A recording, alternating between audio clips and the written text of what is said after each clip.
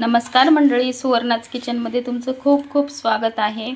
आज तुम्हाला बटाटे दिसत असतील तर ह्या बटाट्यांपासून मी आज काय बनवणार, तर मी आज बनवणार आहे बटाट्याचे पराठे, आलू पराठा बनवणार आहे। आणि आता हे मी 3 आलू घेतलेले आहेत, मोठे मोठे आहेत हे बघा। तर हे आता 3 आलू मी कुकरला लावून घेणार आहे आणि ह्याच्यापासून आज मी आलू पराठा बनवणार आहे, ते तुम्हाला दाखवते मी। तर बघू शकता मी 3 बटाटे घेतलेले होते आणि ते आता मी कुकरला लावून घेतलेले आहेत। आता मी आपलं गव्हाचं पीठ आहे ना, ते थोडंसं मळून घेते आणि म्हणजे पीठ कसं पराठ्याचं मळायचं ते पण मी तुम्हाला दाखवते। तर आता आपण बघणार आहोत की पराठ्यासाठी मला पीठ मळून घ्यायचं आहे।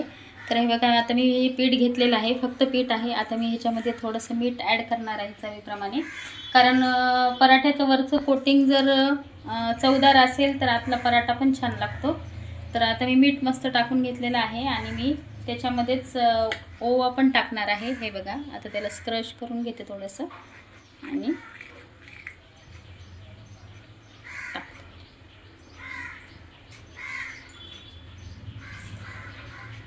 कोणी कोणी ह्याच्यामध्ये तेलाचं मोहन पण टाकतात। मोहन टाकलं तर कसं मग जास्त ते पराठे आपले ऑइली होतात, म्हणून आपण नाही टाकायचं। आता ह्याला छान असं मी मिक्स करून घेते व्यवस्थित। मीठ, पीठ आणि ओवा हा एकत्र झाला पाहिजे पिठामध्ये। छान असं आपल्याला पिठाचा गोळा मळून घ्यायचा आणि कुकरला माझे बटाटे झालेले आहेत, कुकरला बटाटे झालेले आहेत माझे। आणि पीठ मळून घेते। बटाट्याला मी साधारण 5 ते 6 शिट्ट्या करून घेतलेल्या आहेत बटाट्याला। आणि आपले बटाटे पण झालेले आहेत, कुकरच्या शिट्ट्या झालेल्या आहेत। आत्ताच गॅस बंद केलाय मी आणि हे बघा, आता छान असं पीठ मळून घेते मी। नेहमी बटाट्याचं पीठ मळताना ना, पीठ जास्त घट्ट पण नाही मळायचं आणि पातळ पण नाही मळायचं, एकदम मीडियम म्हणजे लुसलुशीत पीठ मळायचं, सॉफ्ट असं। तर आपले पराठे छान होतात आणि फुटणार पण नाहीत ते। आणि ओवा टाकल्यामुळं कसं आपण समोसा खातो ना, त्याच्यासारखं आपल्याला टेस्ट लागेल, म्हणून मी गव्हाच्या पिठातच ओवा टाकलाय। आणि प्रत्येकाचं आहे, ज्याला आवडतं त्यांनी पिठामध्ये ओवा टाकायचा, ज्याला आवडत नाही त्यांनी स्किप करला तरी चालेल। हलक्या हाताने छान असं पीठ मळून घ्यायचं आणि लागेल तसं असं थोडंसं पाणी ह्याच्यामध्ये घालून घ्यायचं। हे बघा, मी आता ते गरम पाणी काढलंय आणि थंड पाण्यामध्ये बटाटे टाकून घेतलेले आहेत आपले। आता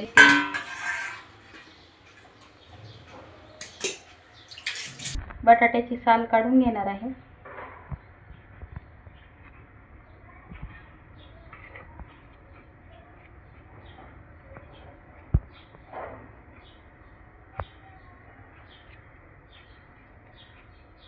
पूर्ण अशी साल काढते ह्या दोन्ही बटाट्यांची आणि दाखवते तुम्हाला।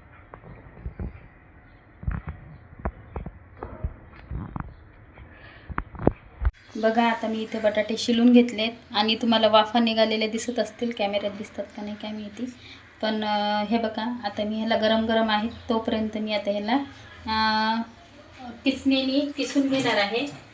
तुम्ही तुमच्याकडे जर पावभाजीचा स्मॅशर वगैरे असेल तर तुम्ही त्याच्याने पण बारीक करू शकता, पण मी हे नेहमी असंच करत असते। तर हे बघा, आता मी असे छान असे बटाटे ह्याच्यामध्ये किसून घेणार।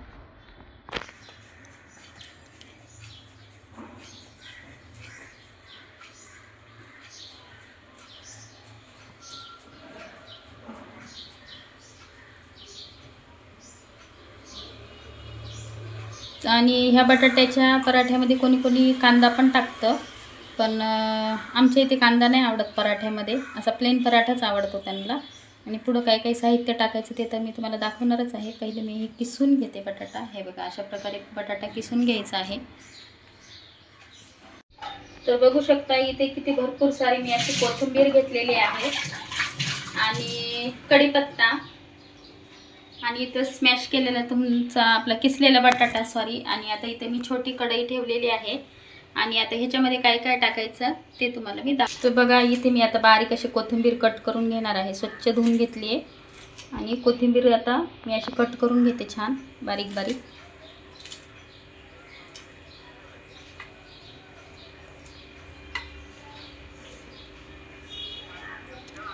हातावरच कट करते कोथिंबीर.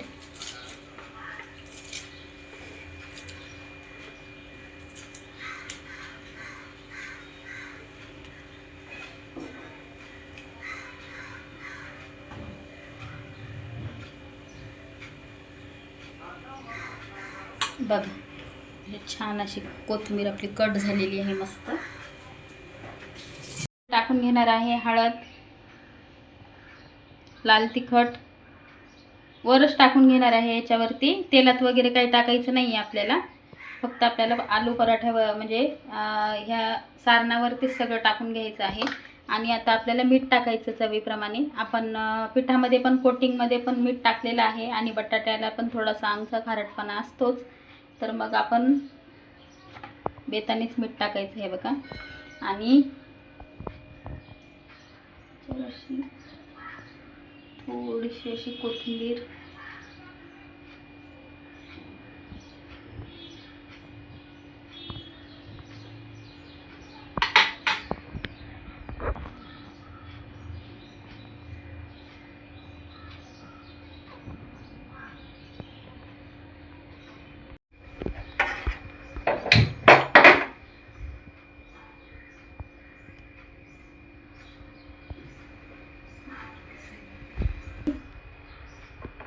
थोडंसं तेल गरम करून घेते. थोडंसं तेल टाकायचं आहे आपल्याला कारण आपल्याला पराठ्याला पण थोडं कमी करते मी. तेल भरपूर झालं.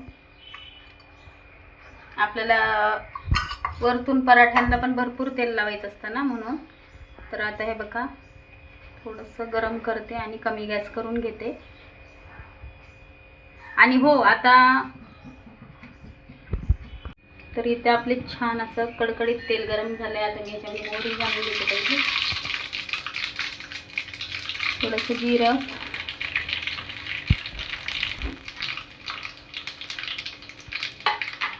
बघा आवाज येत असेल तुम्हाला तडतड करायचा मोहरीचा. छान आपलं तडतडू द्यायचं आणि मग कढीपत्ता टाकायचा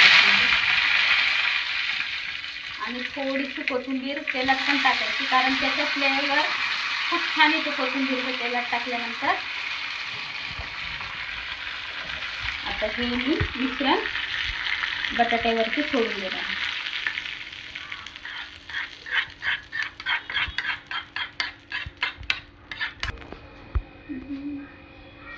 तर बघा इथे आपली मस्त खमंग अशी फोडणी बसलेली आहे एकदम मस्त. आणि मुलांना तर खूपच आवडतात बटाट्याचे प्रकार. तुम्हाला तर माहितीच आहे.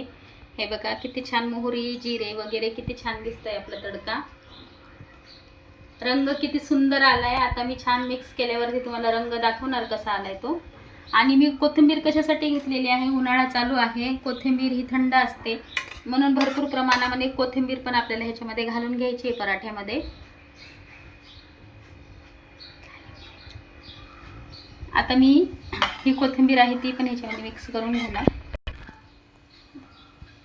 तर बघू शकता आपल्या आलू पराठ्याच्या सारणाचा कलर किती सुंदर आलाय. हे बघा आता ह्याला छान असं मिक्स करून घेऊ आपण. अशी कोथिंबीर नाही खात तर मग पराठ्याच्या निमित्ताने त्यांच्या पोटामध्ये कोथिंबीर जाते. आणि मुलांना मिस्टरांना टिफिनसाठी खूप छान ऑप्शन आहे. आणि तुम्ही जर ऑफिसला वगैरे कुठे जात असणार तर मग तुमच्यासाठी पण म्हणजे पौष्टिक आहे. बटाट्याचा पराठा, शेंगदाण्याची चटणी, दही असं तुम्ही टिफिनला घेऊन जाऊ शकता. मुलांना पण तसंच देऊ शकता. किंवा आपलं आता उन्हाळा चालू झालेला आहे तर मग कैरीचं लोणचं घालायचं 8-10 दिवस 15 दिवस टिकायसारखं. मग त्याच्याबरोबर पण तुम्ही पराठा खाऊ शकता. तुम्ही कलर बघा किती सुंदर आलाय छान असं मस्त. छान मिक्स करून घेते सगळं. वाव आपलं सारण एक नंबर दिसतंय. बघूनच तोंडाला पाणी येतंय. मुलं तर चटकारा लावून खाणार, एवढं भारी सारण दिसतंय आपलं. तर झालं आता आपलं सारण झालेलं आहे. व आता उन्हाळ्याचे दिवस चालू आहेत, नवीन बटाटे येतात, तर तुम्ही जास्तीत जास्त बटाटे हे पराठ्याचे प्रकार करू शकता. कोथिंबीर पण अवेलेबल आहे, मेथी, पालक असे तुम्ही भरपूर सारे ऑप्शन आहेत. तुम्ही मस्त पराठे वेगवेगळ्या प्रकारचे बनवून मुलांना खायला देऊ शकता. आता मी तवा गरम करत ठेवते आणि पराठा कसा करायचा दाखवते. तर बघा इथे आता मी मस्त हा गोळा घेतला आहे आणि ह्याला छान असं पहिले पोळपाटावर मळून घ्यायचं छानपैकी.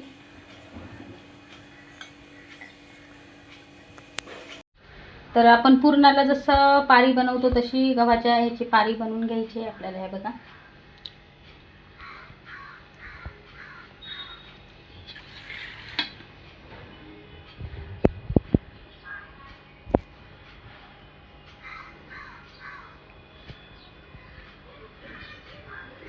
आता मी हे सारण ह्याच्यामध्ये भरून घेणार आहे पिठामध्ये छान. मला छान असा बटाट्याचा गुबगुबीत पराठा बनवून घ्यायचा आहे. मुलं पराठा बघितले तर जे मुलं खात नाहीत ते पण बोलतील, मम्मी मला परत एकदा बनवून दे ना, एवढा छान पराठा होतो हा.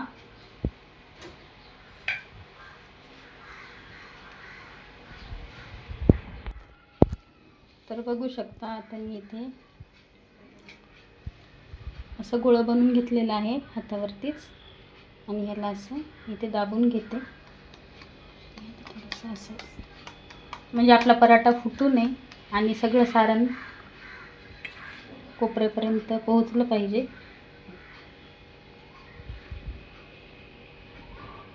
हलक्या हलक्या हाताने आपल्याला करून घ्यायचं आहे.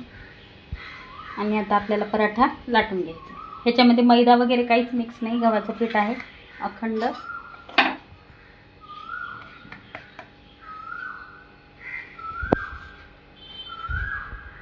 घ्यायचं आहे.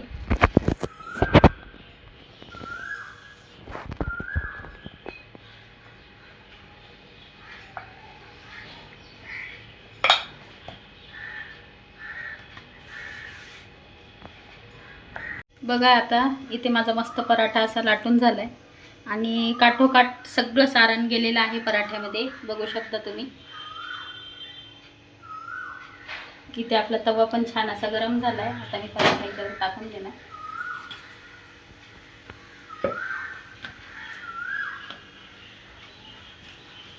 अशा प्रकारे आज मी अजून पराठे बनवून घेणार आहे. पिठाची छान मॉलिश करून घेतली ना आपले पराठे फुटणार पण नाही.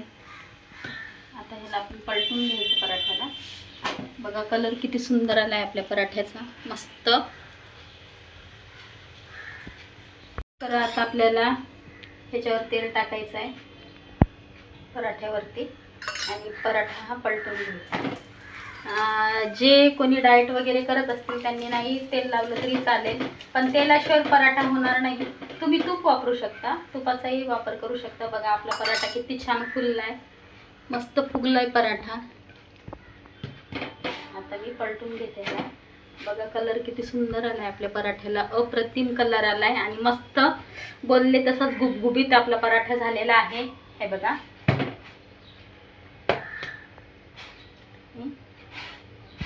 छान खरपूस भाजून घ्यायचं आहे. खालून पण छान खरपूस भाजला गेला आहे आपला पराठा.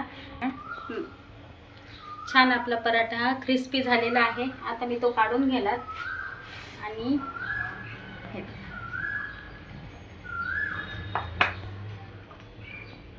तर बघू शकता आपला हा बटाट्याचा गुबगुबीत आलू पराठा तयार झालेला आहे. आणि तुम्ही पण या खायला. तुम्हाला कसा वाटला आणि माझी बटाट्याच्या पराठ्याची रेसिपी आणि माझा बटाट्याचा पराठा तुम्हाला जर आवडला असेल तर प्लीज माझ्या व्हिडिओला लाईक करा, शेअर करा आणि कमेंट करा. आणि चॅनलला जर सबस्क्राईब केलं नसेल तर प्लीज सबस्क्राईब नक्की करा. भेटू आपण नेक्स्ट व्हिडिओमध्ये. तोपर्यंत सगळ्यांनी काळजी घ्या. बाय.